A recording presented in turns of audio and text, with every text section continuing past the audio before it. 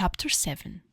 Mr. Bennet's property consisted almost entirely in an estate of 2,000 a year, which, unfortunately for his daughters, was entailed, in default of heirs male, on a distant relation, and their mother's fortune, though ample for her situation in life, could but ill supply the deficiency of his. Her father had been an attorney in Meryton and had left her £4,000. She had a sister married to a Mr. Phillips, who had been a clerk to their father and succeeded him in the business, and a brother settled in London in a respectable line of trade. The village of Longbourn was only 1 mile from Meryton, a most convenient distance for the young ladies, who were usually tempted thither 3 or 4 times a week to pay their duty to their aunt and to a milliner's shop just over the way. The 2 youngest of the family, Catherine and Lydia, were particularly frequent in these attentions. Their minds were more vacant than their sisters', and when nothing better offered, a walk to Meryton was necessary to amuse their morning hours and furnish conversation for the evening. And however bare of news the country in general might be, they always contrived to learn some from their aunt. At present, indeed, they were well supplied both with news and happiness by the recent arrival of a militia regiment in the neighbourhood. It was to remain the whole winter, and Meryton was the headquarters. Their visits to Mr. Phillips were now productive of the most interesting intelligence. Every day added something to their knowledge of the officers' names and connections. Their lodging were not long a secret, and at length they began to know the officers themselves.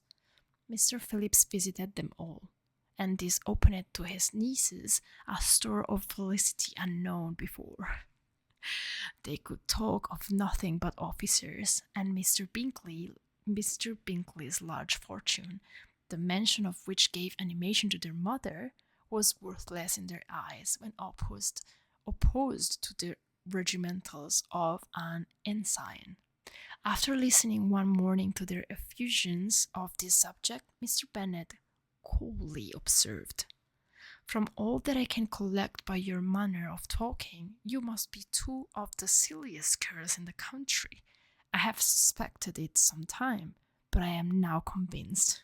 Catherine was disconcerted and made no answer, but Lydia, with perfect indifference, continued to express her admiration of Captain Carter and her hope of seeing him in the course of the day, and he was going the next morning to London. "I am astonished, my dear," said Mrs. Bennet, "that you should be so ready to think your own children silly." Exactly. If I wish to think slightingly of anybody's children, it should not be of my own, however. If my children are silly, I must hope to be always sensible of it. Yes, but as it happens, they are all of them very clever. This is the only point, I flatter myself, on which we do not agree. I had hoped that our sentiments coincided in every particular, but I must so far differ from you as to think our 2 youngest daughters uncommonly foolish. My dear Mr. Bennet, you must not expect such girls to have the sense of their father and mother. When they get to our age, I dare say they will not think about officers any more than we do. I remember the time when I liked the red coat myself very well, and, indeed, so I do still at my heart. And if a smart young colonel with 5,000 or 6,000 a year should want one of my girls, I shall not say nay to him. And I thought Colonel Forster looked very becoming the other night at Sir William's in his regimentals. Mamma, cried Lydia, my aunt says that Colonel Forster and Captain Carter do not go so often to Miss Watson as they did when they first came. She sees them now very often standing in Clark's library. Mrs. Bennet was prevented replying by the entrance of the footman with a note for Miss Bennet. It came from Netherfield, and the servant waited for an answer. Mrs. Bennet's eyes sparkled with pleasure, and she was eagerly calling out while her daughter read. Well, Jane, who is it from? What is it about? What does he say? Well, Jane, makes haste and tell us. Make haste and love. I don't know what haste means. It is from Miss Bingley, said Jane, and then read it aloud.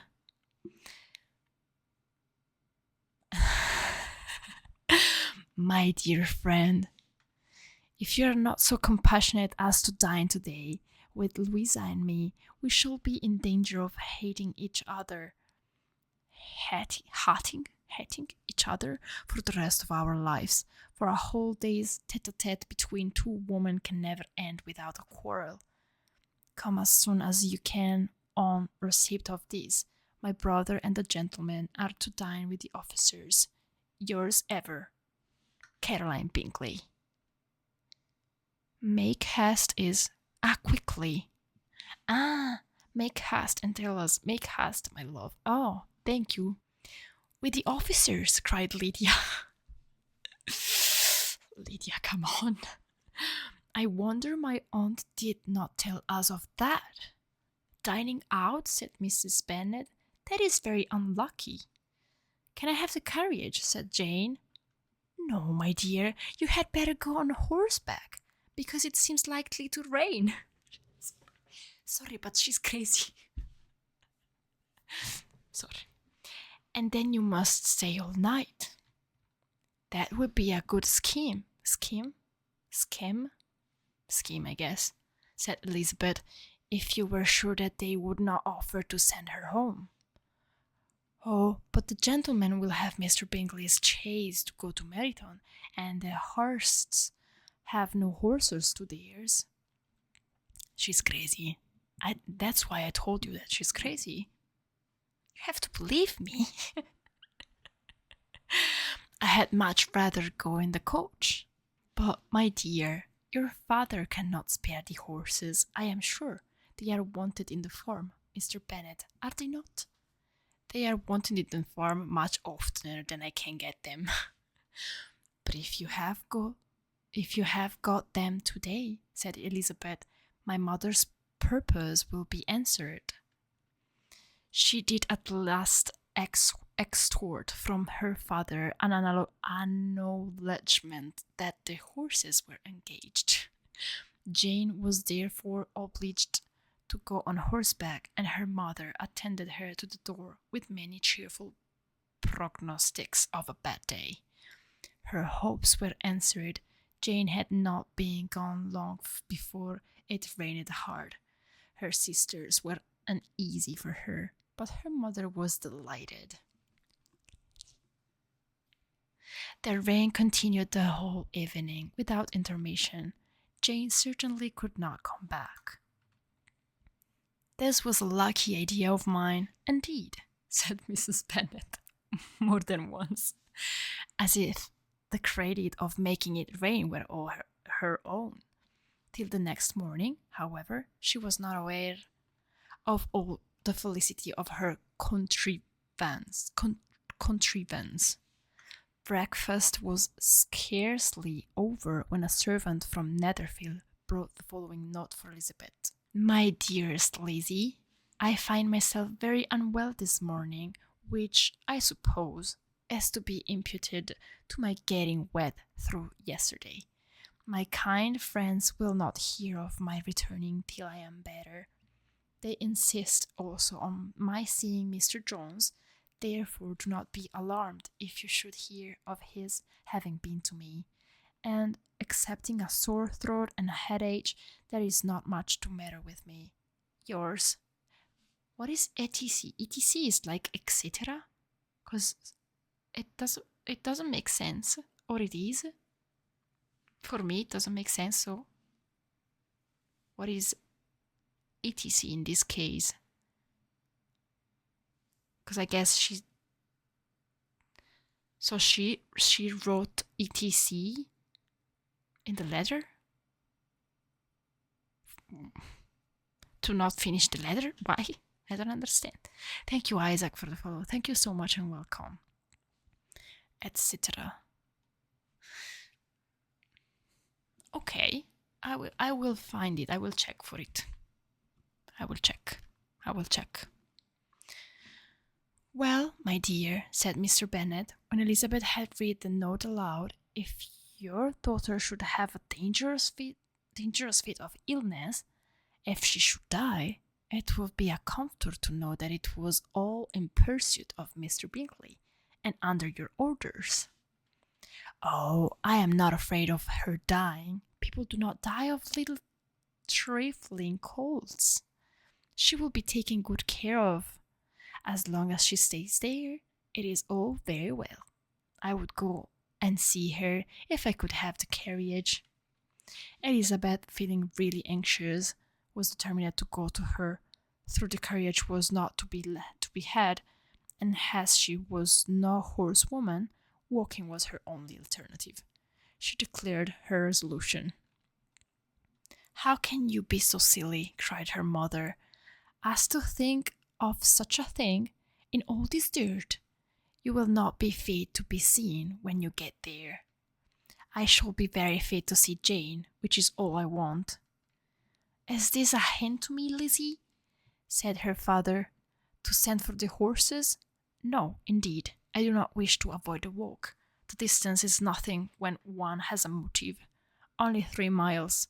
I shall be back by dinner. I admire the activity of your benevolence, observed Mary, but every impulse of feeling should be guided by reason, and in my opinion, exertion should always be in proportion of what is required. We will go as far as Meryton with you, said Catherine and Lydia. Elizabeth accepted their company, and the 3 young ladies set off together. If we make haste, said Lydia, as they walked along, perhaps we may see something of Captain Carter before he goes.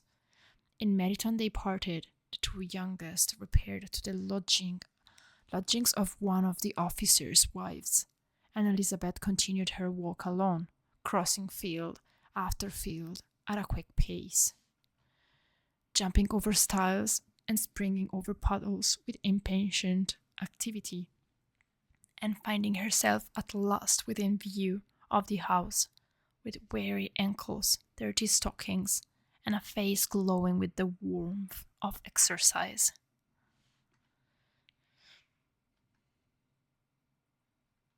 She was shown into the breakfast parlour, where all but Jane were assembled. I guess it's like the room.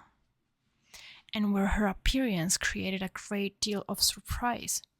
That she should have walked 3 miles so early in the day, in such dirty weather, and by herself, was almost incredible to Mrs. Hurst and Miss Bingley, and Elizabeth was convinced that they held her in contempt for it. She was received, however, very politely by them, and in their brother's manners there was something better than politeness. There was good humour and kindness.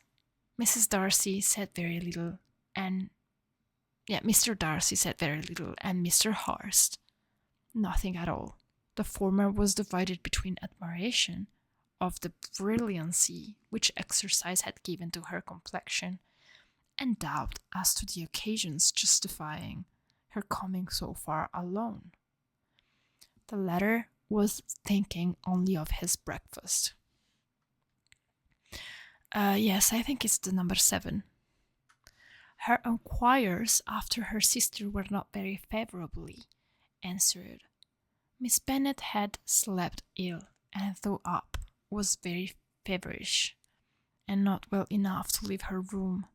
Elizabeth was glad to be taken to her immediately, and Jane, who had only been withheld by the fear of giving alarm or inconvenience from expressing in her note how much she longed for such a visit, was delighted at her entrance. She was not equal, however, to much conversation, and when Miss Bingley left them together, could attempt little besides expressions of gratitude for the extraordinary kindness she was treated with. Elizabeth silently attended her.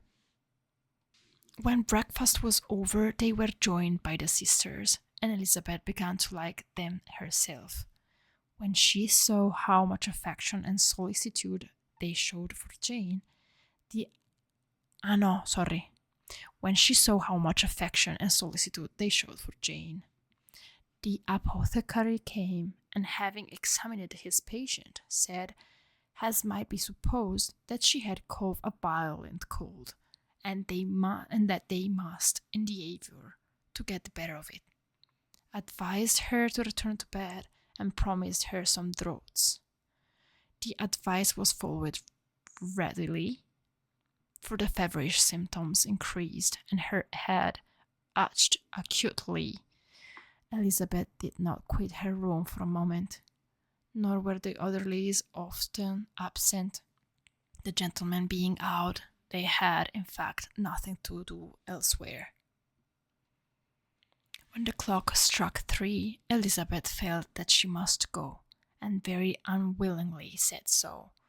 Miss Bingley offered her the carriage, and she only wanted a little pressing to accept it, when Jane testified such concern in parting with her that Miss Bingley was obliged to convert the offer of the chaise to an invitation to remain at Netherfield for the present. Elizabeth most thankfully consented, and a servant was dispatched to Longbourn to acquaint the family with her stay and bring back a supply of clothes.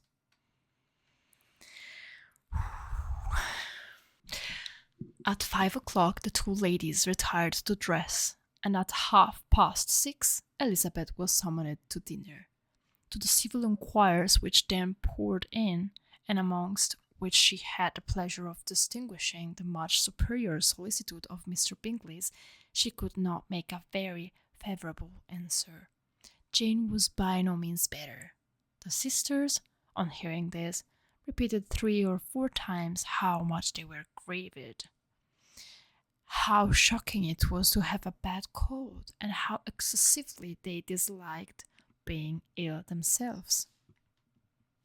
Of course.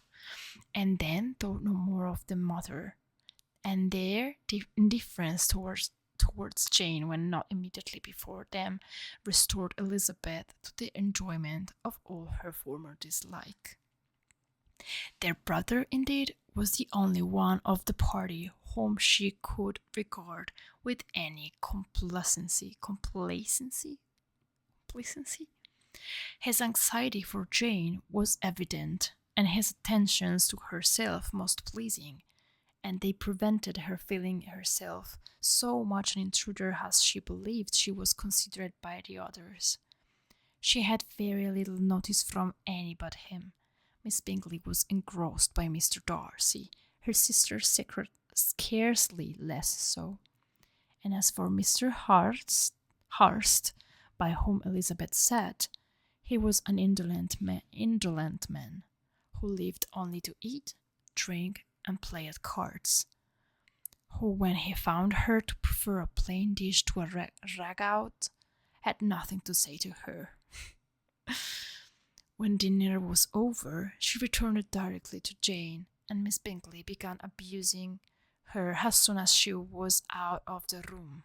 Her manners were pronounced to be very bad indeed, a mixture of pride and impertinence. She had no conversation, no style, no beauty.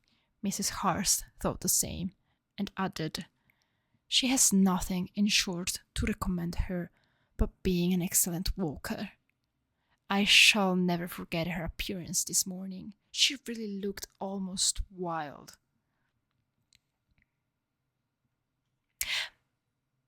Okay, Miss Bingley, now I understood. Miss Bingley began abusing her as soon as she was out of the room. Miss Bingley is Mr. Bingley's sister. That, you know? Okay. Now I mean. She did, indeed, Louisa. I could hardly keep my countenance, I guess. I could hardly keep my countenance. Very nonsensical to come at all. Why must she be scampering about the country because her sister had a cold? Her hair, so untidy, so blousy. My goodness. Yes, and her petticoat.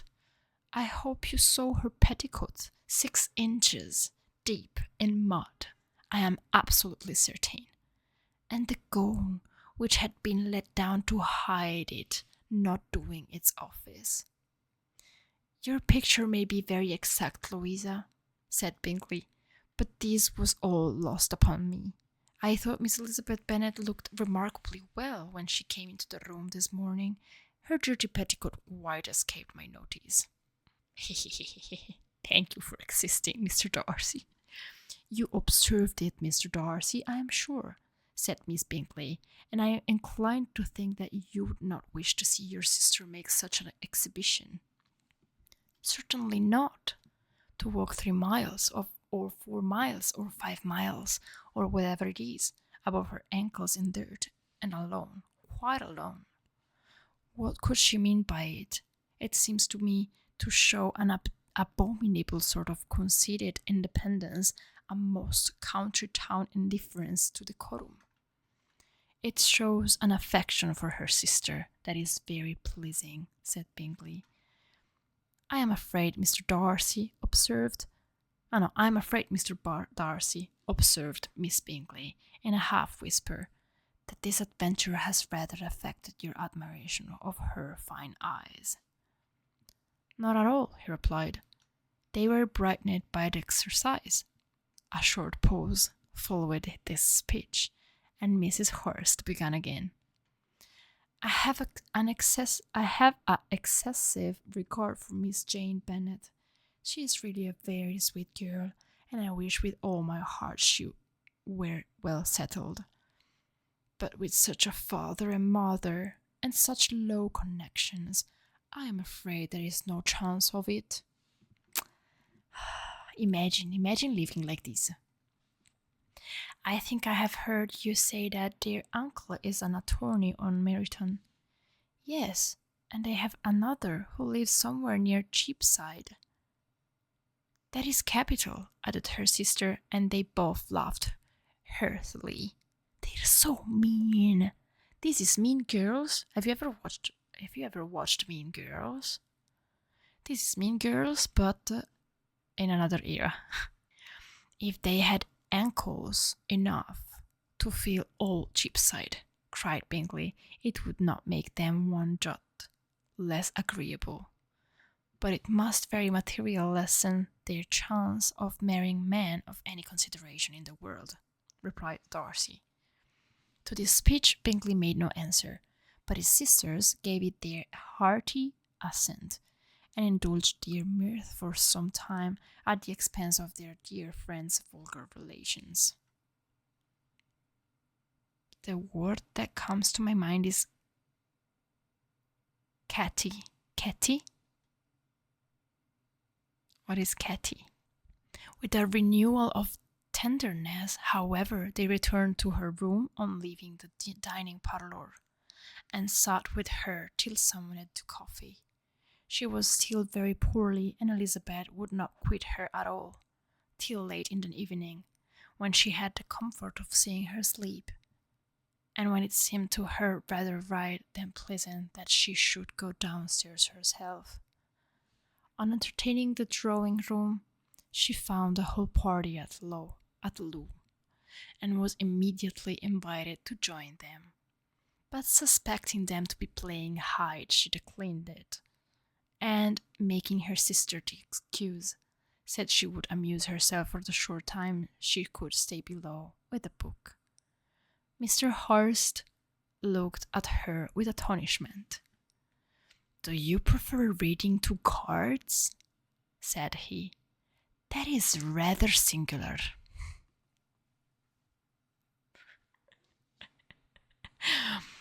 Miss Eliza Bennet, said Miss Bingley, despises cards. She is a great reader and has no pleasure in anything else. I deserve neither such praise nor such censure, cried Elizabeth. I am not a great reader, and I have pleasure in many things. In nursing your sister, I am sure you have pleasure, said Bingley, and I hope it will be soon increased by seeing her quite well. Elizabeth thanked him for her heart, and then walked towards the table, where a few books were lying. He immediately offered to fetch her others, all that his library afforded. Cathy, deliberately heartful in one's remarks, spiteful. Okay, yep, 100%. And I wish my collection were larger for your benefits and my own credit. But I am an idle fellow, and though I have not many, I have more than I ever looked into. Elizabeth assured him that she could suit herself perfectly with those in the room. I am astonished, said Miss Bingley, that my father should have left so small a collection of books. What a delightful library you have at Pemberley, Mr. Darcy. It ought to be good, he replied. It has been the work of many generations. And then you have added so much to it yourself. You are always buying books. I cannot comprehend the neglect of a family library in such days as these. Neglect? I am sure you neglect nothing that can add to the beauties of that noble place. Charles, when you build your house, I wish it may be half as delightful as Pemberley. I wish it may. But I would really advise you to make your purchase in that neighborhood and take Pemberley for a kind of model. There is not a finer county in England than Derbyshire. With all my heart, I will buy Pemberley itself if Darcy will sell it. I am talking of possibility, Charles. Possibilities. Upon my word, Caroline, I should think it more possible to get Pemberley by purchase than by imitation. Elizabeth was so much caught with what passed as to leave her very little attention for her book, and soon laid it wholly aside. She drew near the card table, and stationed herself between Mr. Bingley and his eldest sister, to observe the game. Is Miss Darcy much grown since the spring? Said Miss Bingley. Will she be as tall as I am? I think she will. She is now about Miss Elizabeth Bennet's height, or rather taller. How I long to see her again! I never met with anybody who delighted me so much. Such a countenance, such manners, and so extremely accomplished for her age. Her performance on the pianoforte is exquisite. It is amazing to me, said Bingley, how young ladies can have patience to be so very accomplished as they all are. All young ladies accomplished? My dear Charles, what do you mean? Yes, all of them, I think. They all paint tables, cover screens, and net purses. I scarcely know anyone who cannot do all this, and I am sure I never heard a young lady spoken of for the first time without being informed that she was very accomplished. Your list of the common extent of accomplishment, said Darcy, has too much truth. The word is applied to many a woman who deserves it, no otherwise than by netting a purse or covering a screen. But I am very far from agreeing with you in your estimation of ladies in general. I cannot boast of knowing more than half a dozen, and the whole range of my acquaintance, they are really accomplished. Nor I am sure, said Miss Bingley. Then, observed Elizabeth, you must comprehend a great deal in your idea of an accomplished woman. Yes, I do comprehend a great deal in it. Oh, certainly, cried his faithful assistant. no one can be really esteemed accomplished who does not greatly surpass what is usually met with. A woman must have a thorough knowledge of music, singing, drawing, dancing, and the modern languages to serve the world. And besides all this, she must possess a certain something in her air and manner of walking, the tone of her voice, her address and expressions, or the word will be but half deserved. This is crazy. All this she must possess, added Darcy, and to all this she must yet add something more substantial in the improvement of her mind by extensive reading. I am no longer surprised at your knowing only 6 accomplished women. I rather wonder now at your knowing any. Are you so severe upon your own sex as to doubt the possibility of all this? I never saw such a woman. I never saw such capacity and taste and application and elegance as you describe united.